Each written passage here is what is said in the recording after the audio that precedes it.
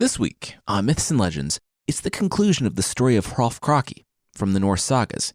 You'll see that, while there are some places you can trim the budget, you probably don't want to skimp on the pay for your berserkers.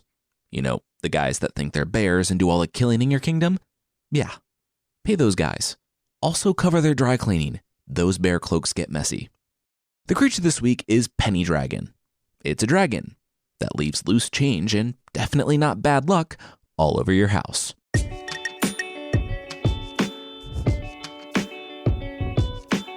This is Myths and Legends, episode 154B, The Army of the Dead.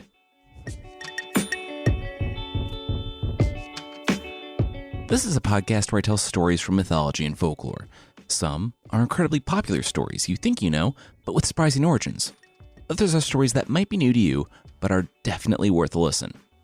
Previously on the podcast, King Helgi of Denmark was both our protagonist and a massive sleazeball, forcing himself on the Queen of Saxony. She became pregnant with a daughter, Yrsa, and years later, Helgi actually married that daughter. Neither of them knew that was the case, and they conceived Hrolf, a son. When Yrsa learned that her child was both her son and her half-brother, she fled and married the craven Swedish king Adils. King Helgi met up with an elvish queen and conceived a daughter with her, named Skuld. Having gotten his groove back, Helgi went to try to win Yrsa back and was killed by Adils' 12 berserkers, leaving his son, Hrolf, the ruler of Denmark.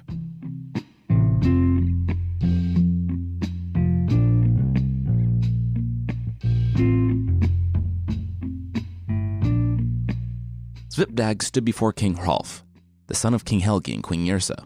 The 12 berserkers, the ones that killed King Helgi, they were dead. You're welcome, by the way. Hrolf furrowed his brow. And who was this guy? Svipdag of Sweden had been on your classic hero's journey, only with kind of way too much murder. He was the son of a farmer in Sweden, and he made his way to the capital, seeking to be a berserker for King Adils. Remember, he was the one who deceitfully killed Helgi after marrying Helgi's daughter-wife. Well, instead of knocking on the door of Adils' home, Svipdag had simply kicked it down, entered, and poured himself a drink. Cue the 12 famous berserkers having a problem with some guy breaking down their door. So, one by one, they challenged him. And at around Berserker 6, Adils put it to a stop. The dirty half-dozen said that Adils needed to make a choice. It was either Svipdag or them. King Adils cocked an eyebrow. Svipdag. 100% Svipdag. He'd just killed half of you and barely had a scratch on him. Their only consolation being their rage. The 6 berserkers had promptly left and proceeded to raid the lands they had once, and very recently, defended. Svipdag called his brothers from the farm, and together they finished the job, eliminating the remaining berserkers. At the end of the final battle, King Adils emerged from the trees. He knew Svipdag had it the whole time. That's why he had so much confidence in the newest berserker, and had hidden the trees for the whole fight. The story isn't clear just what sort of conversation Svipdag and Adils had next, but it was definitely about money. Basically, Svipdag was now doing the job of 12 berserkers, and wanted to be paid as much. Adils patted Svipdag on his blood-smeared bear shirt. "Aw, sorry, bud, no. There just wasn't any money in the budget for a raise right now." Svipdag gave the king a look, and Adils held up both hands. You know what? Adils would move some stuff around. He talked to accounting. Come talk to him in Q1. In the meantime, Svipdag had a pretty sizable Christmas bonus coming his way. Huh? But this is 6th century Scandinavia. We won't celebrate Christmas for like 500 years. Adils? But King Adils was already climbing aboard his likely gilded chariot. All right, good talk. Thanks for killing all the kingdom's enemies in this completely avoidable conflict. And, oh, hey, he needed to get his bear shirt dry cleaned himself. The kingdom didn't pay for that. Bye. Svipdag and his brothers stood there sneering. Unbelievable. And so it wasn't a hard decision to leave Sweden. And, after hearing so much about how great the kingdom of Hrolf was in Denmark, the brothers sailed south across the sea and presented themselves to the son of Helgi, who, generous with his cash, was already recruiting the best berserkers in the land. It was an easy partnership. Svipdag earned the money he wanted, and Hrolf got the guy who killed the guys who killed his father. He also rounded out his own 12 berserkers. And Svipdag wasn't even the best of the bunch. That honor went to one Bodvar Bjarki, another king who abdicated because, well, being a king was far more boring than traveling the world fighting stuff. Bodvar's dad, a prince, had fallen in love with a common woman, and the only person who wasn't happy about that was Bodvar's father's father, so his grandfather's, new wife. She wanted to get with her stepson, because apparently no one can have a healthy relationship ever in these stories. He refused, so naturally, she turned him into a bear. The common woman, named, serendipitously enough, Bera, found the bear, and, seeing as he became a man each night, conceived triplets with him. Those triplets went on to become kings and big tough Viking warriors, such as Bodvar Bjarki, and they had the gruesome honor of avenging their father by putting a leather sack around the evil stepmother's face, tightening the cord, and, quote, dragging her to hell, the cold and grim Norse underworld. Anyway, after smashing one of Hrolf's men, it seemed like there was a rare opening on Team Berserker, and Bodvar Bjarki was allowed to take that spot. Oh, and he was quite literally a berserker, because it was rumored that he had a spirit bear that followed him around. Because why not? Well, outfitted with 12 at his back, Hrolf was shaping up to be a true force to be reckoned with.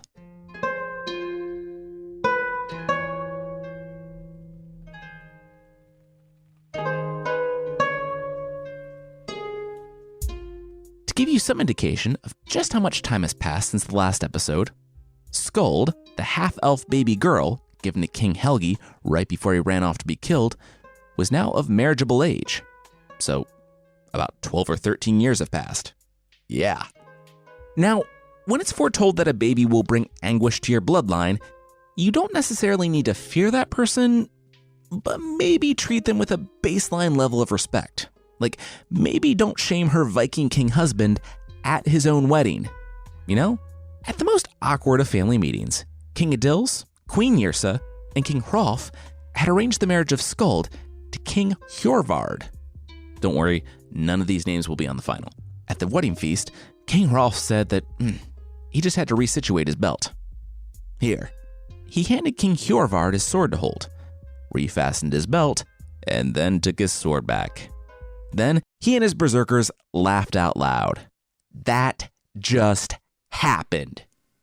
King Hjorvard was confused, as we all would be in this situation. What just happened?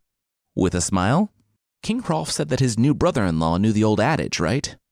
Whoever holds the sword of a man undoing his belt will, from then on, be the lesser of the two. Well, Hrolf pointed his sword at King Hjorvard. Lesser of the two.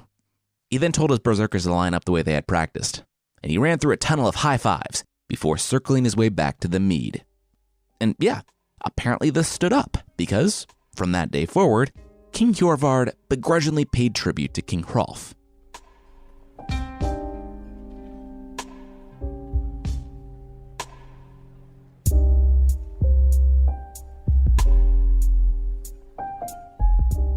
It was Bodvar, remember the bear guy, who finally said it. It was a shame that their king, the guy who kept all the berserkers' bloodlust in line, hadn't recovered his father's gold yet from King Adils. Looking on the overwhelming force that now occupied his halls, Hrolf nodded. Yeah, you know what? It was time to go.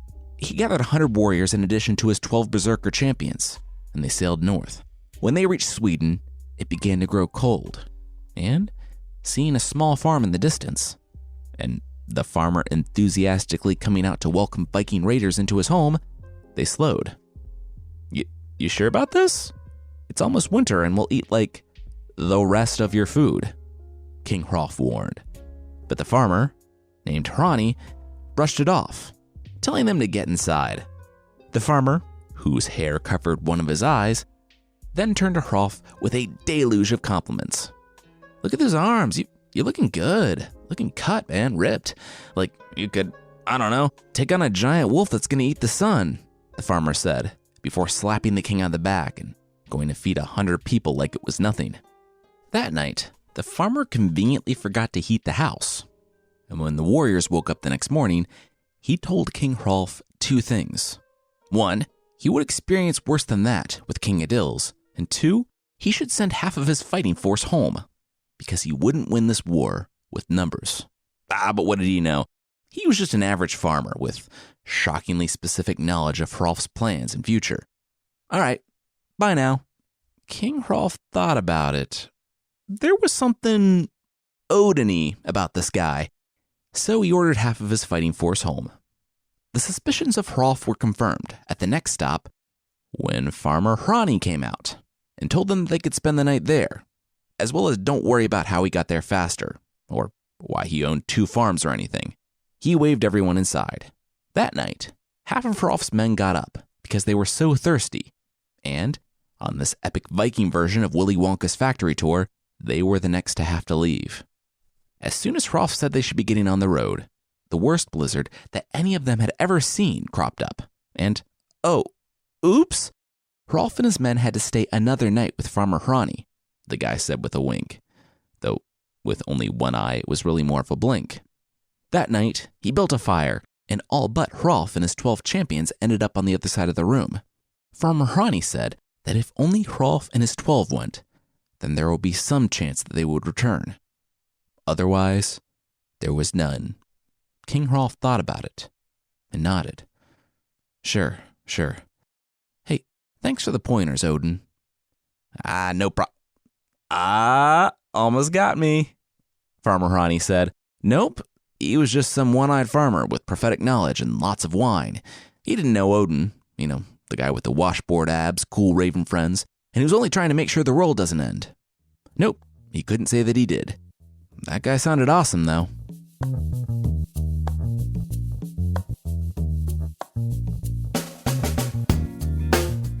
Easy peasy lemon squeezy, King Adils said, when he saw that Hrolf's fighting force consisted of just himself and 12 guys. What's a lemon? His advisor asked. Anyway, yeah, they were here and they already had some requests. Basically, they wanted their horses to be treated with respect. It seemed okay, so the advisor approved it. King Adils raised his hand. No, he was an evil king, and evil kings do not treat animals with respect. They were to cut off the horses' tails and shave their forelocks so close that it exposed the bone. Grimacing, the advisor took the orders to the surely thrilled stable boy. When King Adils made his way into the throne room, he saw none other than Svipdag, his former berserker, standing before Hrolf and the other 11 warriors. A dent in the back of his skull, an eye out of his head, a scar on his forehead, 2 blows on the hand. That is all you lost fighting for me, Adils boomed from the far end of the hall. All the fires except the ones illuminating his face were out, and they had been rehearsing this for weeks. He had watched as his understudy did it in the rehearsal yesterday, and it looked fantastic, super ominous. Even better, Hrolf's Vikings wouldn't have any clue that they actually completely dug up the floor of the Great Hall, putting traps and holes everywhere. It was top-notch evil king stuff. King Adil's face glowed atop his throne as he heard Hrolf's champions cry out that it was a trap. He heard the clash of swords in the dark and the sound of several bodies at the bottom of the spiky pits, and then silence. He waved his hand and ordered the torches lit. What? King Adils remarked when the lights came up, and Hrolf and his 12 warriors were standing in the middle of the room, surrounded by pits and what was surely a nightmare for King Adil's health insurance plan. Guys, did you attack our guests? Oh, I am so sorry, Hrolf. I don't know what got into these guys. Seriously. Adil stopped talking and held up a hand. You know what it was? He told his guys to show Hrolf and his boys a good time. And what do Vikings love more than fighting? It was just a miscommunication. While he was trying to save face, he was nodding to the guys with the torch. Yes, Plan B. That's what the winking meant. One of Adil's men put the torch to the floor, igniting a room-spanning barricade between King Adils and Hrolf and their respective warriors. It was actually another ploy, because, standing among his warriors, King Adils didn't know which one King Hrolf was. He figured he wouldn't be as strong as his champions, so King Adils had his men keep piling logs on an indoor bonfire. Just a fantastic idea, knowing that King Hrolf wouldn't be able to take the heat. Adils, of course, absolutely couldn't take the heat, and already scooched his throne back to the outer wall. As the clothes of Hrolf and his men burned around them, they remembered their oaths back in Denmark, not to turn back in the face of iron or fire. This was getting a bit more difficult to honor, seeing as their clothes had now burned off their bodies as they stood there, but to show how tough they were, they tossed their own shields onto the fire. The blaze rising almost to the ceiling, King Adils could barely take it when he saw something coming out of the fire. King Hrolf shouted from the other side of the fire that he flees no fire who jumps over it, and proceeded to jump over the fire. On the other side, the singed and naked Vikings tossed those who were feeding the fire into said fire, turned, and made their way to King Adils. King Adils, though, came prepared with a plan C. He ducked into a hollow tree he had at the back of his throne room, and by the time Hrolf and his berserkers reached it, King Adils had magicked his way on out of there. Seeing as he had killed her father, and her first husband, once again gross, trying to convince Yrsa to help him kill her son was a hard sell, and King Adils didn't give it up until he heard the footsteps of King Hrolf down the hallway. He sneered, magicked his way out of that room just before the door flew open, and, for the first time since he was an infant, Yrsa embraced her son.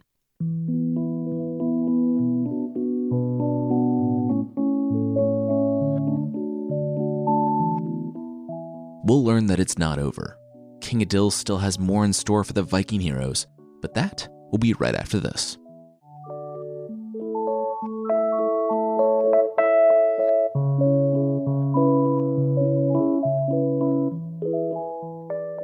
The band stepped out of King Adils' Great Hall as the place burned to the ground. Also, revenge pro tip, don't trap your enemy in your house with fire when your house is made completely out of wood. Anyway, in the Queen's quarters, Hrolf met her loyal servant, Vog, who laughed at the now reclothed Viking king, calling him as skinny as a pole. Hrolf liked this name and decided to go by Hrolf Kraki, Kraki being the word for that type of pole ladder. Vog joined the group as a weird little curiosity. He was small, i.e. not epic Viking sized, and funny, and he promised to protect Hrolf with his life, and, if Hrolf died, avenge his king. Hrolf laughed and, with a strong vote of confidence, said that there were like 12 other guys better suited for that whole thing. Vog might have gotten the ability to make good on his oath right then and there, though, because behind them, the Vikings heard a thundering through the house and turned to find a troll in the form of a boar.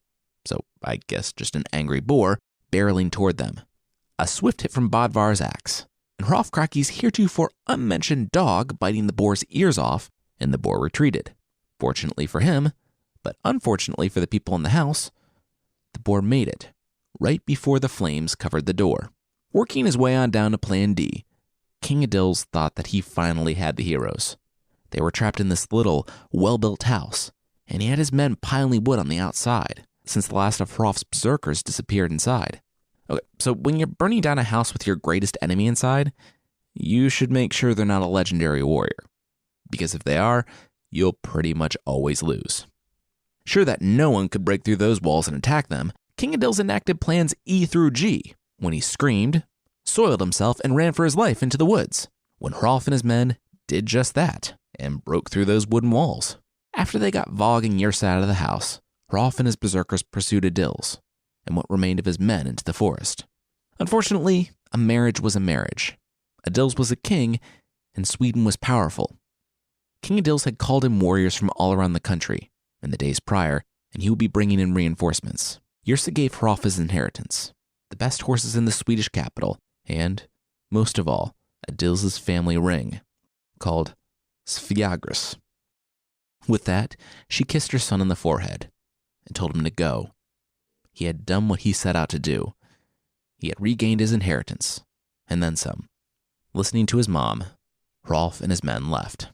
Later on that morning, as the Vikings rode south to their waiting ships, they saw at first one silhouette on the hills behind them, then 10, then 1,000. It was the Swedish army. They will be overtaken in a matter of minutes. The other berserkers turned to fight. This would be a good death. They would take their place in the halls of Valhalla. Yeah, just like Farmer Hrani once. No, guys, just keep riding. We're good. Oh, and before the bear guy says anything, no, it's not retreating. Check this out, King Hrolf said, and dipped his hand into the gold cup filled with gold coins. As they rode, he sprinkled the hills with gold so that, when the Swedes passed over and saw the gold, they stopped and started fighting among themselves for the treasure. King Adils was almost tearing out his hair. They had the Danes. It was 12 guys, seriously. They would get the gold when they killed them. And wait, was that his family ring? Remember, this is a Norse myth. Never go for the ring. Adils galloped for it, leapt down from his horse, and bent down to pick up the ring. And that's when he heard the laughing. It was Hrolf. He was nearby, and laughing that he had bent the back of the greatest of Swedes. King Adils heard this laughter just one moment too late to do anything at all, because in that instant, Hrolf Kraki was there, his sword Skofnung in hand, and he was cutting off Adils' buttocks. Yeah, this super serious Viking war ended cartoonishly violently, with the Swedish king losing his buttocks down to the bone. King Adils screaming with the two cheeks just sitting there on the ground, he forgot all about the ring. Feeling faint from lack of blood, he ran back to the line of guys fighting over the gold pieces before passing out. The war, it seemed, was finally over. King Hrolf had won.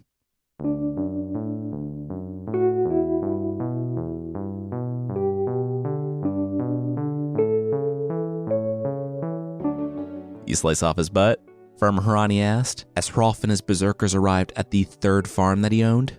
Yeah, you sliced off his butt. There was like a 1 in 14 million chance that the guy would walk away without a butt, but you found it. Good job. So, you guys want some weapons? Hrolf Kraki looked at the rusted and decrepit weapons. What? Seriously? Use these? Farmer Hrani said that you should absolutely use these. Dying in battle was one of the surest ways to go to Valhalla. You know what? Never mind, just take the gifts and go. Get in big fights, big scary fights. Hrolf furrowed his brow. He saw where this was going. He didn't say it out loud, but he knew Odin's whole scam. The guy found the best warriors and gave them favor, and when they started to rely on his favor, he pulled it away at a critical moment, leading to their deaths. That way, they would join him in Valhalla and fight at Ragnarok. Hrolf shook his head. As far as Odin's attempts to kill epic heroes went, this one was just lazy. A little insulting, too. Hrolf pushed back the rusty weapons and stood from the table, saying that he didn't want the weapons, and he didn't want Farmer Hrani's hospitality. He ordered his berserkers back to their horses. They were riding through the night. Despite Bodvar and the others telling them that angering the king of the gods was a bad idea, Hrolf kept riding. In the night, Farmer Hrani yelled that it didn't matter. He would get Hrolf in the end. He always did.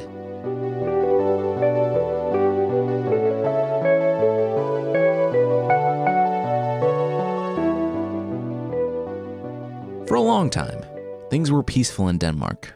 Cutting off the buttocks of the next most powerful king in the region will do that for you. No one wanted to risk the ire of a king that could walk into a country with 12 guys and walk out the victor. That is, no one except his half-sister, the half-elf, Skuld. She had been forced into a marriage by Hrolf, and at her wedding, he had shamed her husband. For years, they had been paying tribute to Hrolf, and she was finished with it. He never deserved it, but now, having not done anything in over a decade, he and his berserkers were getting complacent and lazy. So, Hrolf received a message from his sister. She asked for a break, of sorts, for the next 3 years. At the end of the 3 years, she would pay Hrolf his tribute in one lump sum. Hrolf's coffers were overflowing. He hadn't had a major war in over 10 years, and half of Scandinavia was paying him tribute. He laughed it off. Of course Skuld could have a break. She was family, after all. There would be interest on it, though, at the end. She wasn't getting away from that. Later on that year, King Hjorvard, Skuld's husband, came back from the mailbox. Skuld, who was in the middle of preparations, asked him what the matter was. With a frown, he said that King Hrolf didn't invite him to his Yule party. Again. Skuld rolled her eyes. Oh, that. This made, 17 years in a row now? 19. Hjorvard corrected. It was the talk of the season. His champions went, everyone played games and drank mead. Even their mistresses were invited. Oh, I'm sorry you can't make it? Honey, I'm busy and, it's a good thing you're not going to be at Hrolf's Yule party. Really? Why? Skuld stopped tracing the runes with her finger on the table. Because she was summoning elves, Norns, trolls, dragons, and countless otherworldly creatures to attack Hrolf at his Yule party? Really? Not ringing any bells when they tirelessly planned this whole thing for months? King Hjorvar laughed. No, he was just joking. Of course he remembered, but just so he could be sure that she was on the same page, could she run through exactly what was planned from start to finish? Skuld groaned and began. Hrolf will be away from his capital and trying to put on a good show for his friends. He and his berserkers would be there.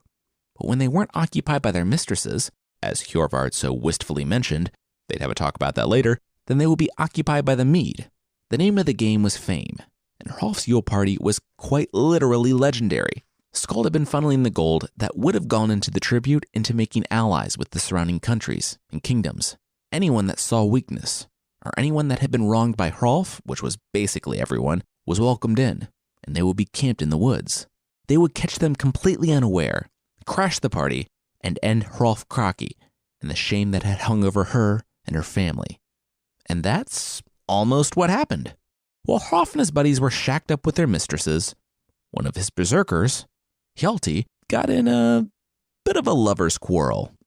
You see, he was getting on in age and asked his lover if she preferred one 80-year-old man or two 22-year-old men.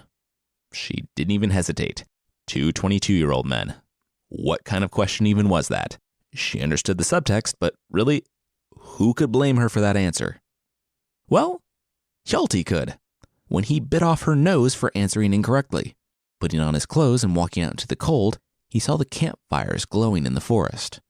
War had come. When everyone was pulled from their bed, King Hrolf looked on his men. They had faced worse odds, but they had been young men and had the favor of the gods. He knew the prophecy from his father concerning his sister. He knew that this was it. He had lived a good life, and he would have a good death. He told the messengers to go out and speak with Skuld and Hjorvar, to tell them that Hrolf and his berserkers would fight, but they would only do so after having their last drink together. They wanted to drink to their satisfaction before going out in their last fight. When Skuld heard this, she said that her brother and his warriors wanted to be more drunk when fighting. Yeah, absolutely. Tell them to take their time.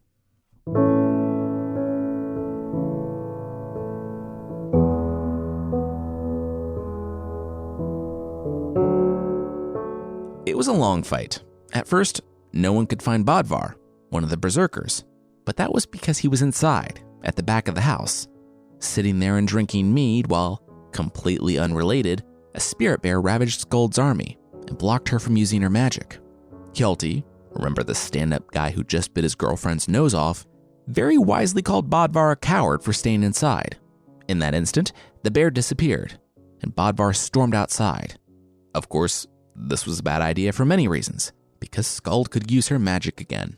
Hrolf Kraki fought the hardest he had ever fought, killing more enemies and mythological creatures that day than he had killed in his entire life up to that point. But they just kept coming. That's because, like the Night King, Skuld had the ability to raise the dead and force them to fight for her. So every being that fell on the battlefield turned to fight for her. Unlike the Night King, though, she didn't wait for some big reveal. The moment someone fell, she had them pop right back up. The intensity with which Hrolf Kraki and his berserkers fought only served to tire them out. Bodvar himself found Skuld's husband, King Hjorvar, and cut off his head and foot and sliced him the length of his spine. He only yawned, put himself back together, and kept fighting. It was madness. The army of the dead began to close around them on all sides. Suddenly, the army of the dead stopped, and a ring around Hrolf Kraki and his berserkers. The 12 were standing in a ring around their king, looking out frantically as Skuld finally stepped onto the battlefield. The crowd parted as she walked toward the warriors and their king, until she and Hjorvar stood at the circle's edge. I like to think that her brother Hrolf called her out in front of her army, challenging her to single combat, and if this was, I don't know, a hastily written final season of a TV series, the death of Skuld would have ended her magic, and the dead, including her husband, would have fallen, and the heroes would have been saved. But this is Norse mythology, and, far from exposing herself and confronting the heroes, Skuld just wanted to watch him die. Bodvar started off in a run toward her, but before he was even close, she commanded the army of the dead to finish Hrolf and his 12 companions. And it did. Hrolf's saga said that he fell gloriously, and that there was so much slaughter that words alone are inadequate to describe it. I imagine he woke up in Valhalla, to the mead flowing from a goat's udders on the roof, and Odin, wearing a "I told you so" smirk.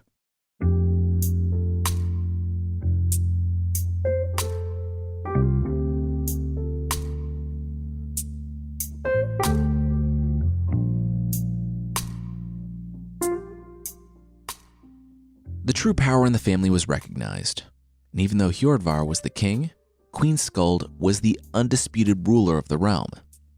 And because we can't have a powerful woman ever in this story, it's said that she was a terrible ruler and that her reign was short-lived. None other than that little weirdo, Vog, defeated Skuld. Remember, he was that spindly little servant who gave Hrolf his nickname. It's said that he and Bodvar's brother caught Skuld unaware before she could use her satyr magic, and then tortured her to death before returning the rule of the realm to Hrolf's daughters. Because, yeah, he had daughters. And no, they weren't mentioned up until this point. Neither was whoever Hrolf's queen was. Of note, the ending has its Viking cake and eats it too. Remember that it was written some 600 years after the events in question, in a Christianized Denmark. Just before Hrolf's death, it says that the only thing that could stand against such darkness as the army of the dead will be the power of God. Also, too bad Hrolf's not a Christian and that he's going to die. But he died awesomely, in a way a Viking would love. It seems like the writers of these sagas are kind of always walking a tightrope between staying true to their new religion, but also wanting to revel in the stories of the gods of their ancestors. Next week, there are 2 stories of children only parents could love. One's a story from Scandinavia about getting everything you want, and the other's a story from Italy about how babysitting a chicken can go horribly wrong. If you'd like to support the show beyond leaving a review or telling a friend about it, there's also a membership thing on the site. For less than the price of a 5-foot by 3-foot unicorn Pegasus rug, you can get extra episodes, source pack ebooks, and ad-free versions of the show that, sadly, will not class up any and every room in your house. Check out support.mythpodcast.com for more info on the membership.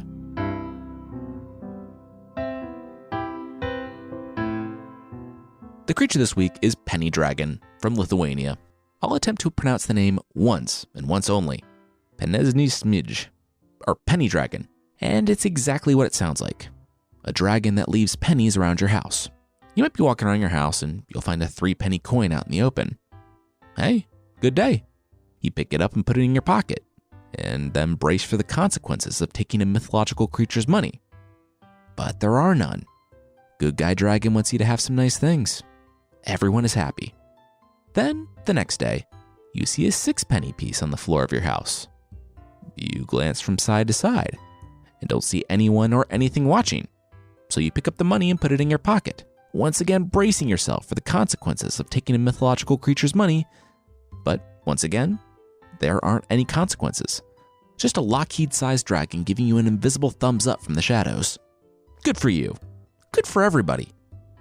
So when you see a $1 coin the next day, you don't think twice about picking it up and put it in your pocket, smiling to the shadows and saying thanks for the continued generosity.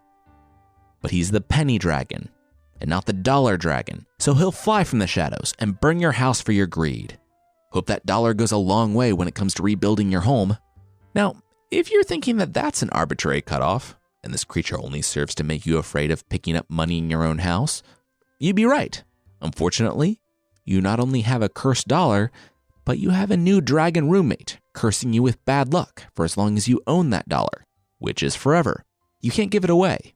You can't buy something worth $1 with it. The only way to get the $1 and the dragon to leave, and to get the burning to stop, is to buy something worth less than $1 with $1. So, essentially, to sell it for less than it was worth.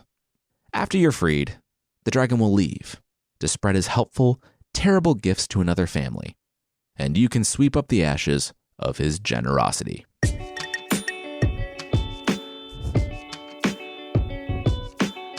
That's it for this week. Myths and Legends is by Jason and Carissa Weiser. The theme song is by the band Broke for Free, and the Creature of the Week music is by Steve Combs. There are links to even more music in the show notes, And I want to say thanks again to SimpliSafe for sponsoring us this week. SimpliSafe makes home security easy with no contract, hidden fees, or fine print. For just $15 a month, you get 24/7 professional monitoring throughout your home. And SimpliSafe uses their revolutionary video verification technology to visually confirm that break-ins are happening, allowing police to get to you 3.5 times faster. Visit simplisafe.com/legends and you'll get free shipping and a 60-day risk-free trial. That's simplisafe.com/legends. simplisafe.com/legends. Thank you so much for listening, and I'll see you next time.